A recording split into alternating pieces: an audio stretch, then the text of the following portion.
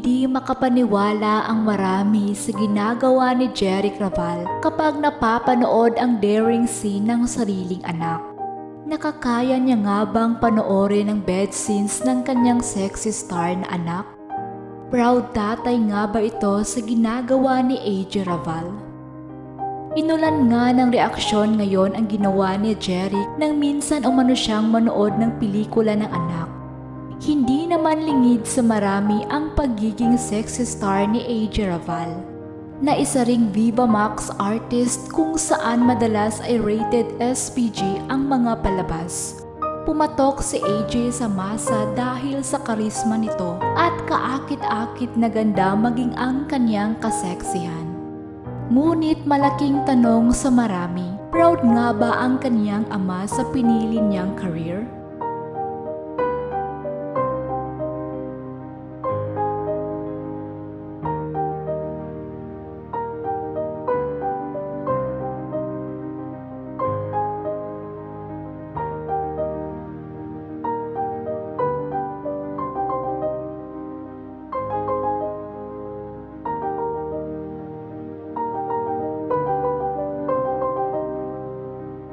Inamin ni Jeric Raval sa recent interview nito sa episode ng Fast Talk with Boy Abunda na minsan na siyang nanood ng isang pelikula ni AJ matapos siyang imbitahan.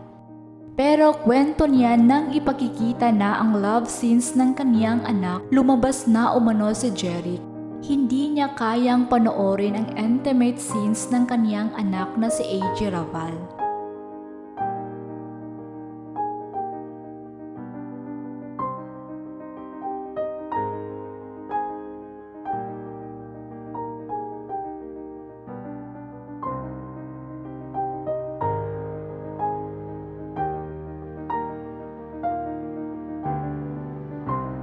Inamin niya rin na hindi naman daw siya pumayag na magpa-sexy ang anak niya.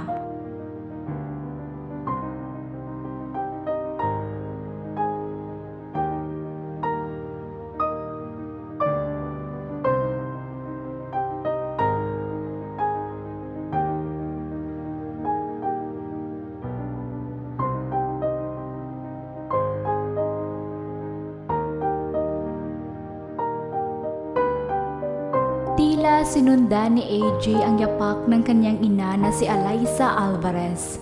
Dahil dati ring sexy star si Alyssa, na siyang dating naging kasintahan ni Jeric Raval. At isa nga si AJ sa 18 na anak ng action star. Controversial din ngayon ang relasyon ni AJ Raval sa aktor na si Aljor Abrenica. Dahil nga sa pagtukoy sa kanya bilang third party ng aktor sa hiwalayan ni Aljor at Kylie. Siguradong kahit gusto rin tumutol dito ni Jeric dahil tila mga anak ng action star ang pinupuntirya ni Aljor, ay suporta na lang ang ipinapakita niya sa anak.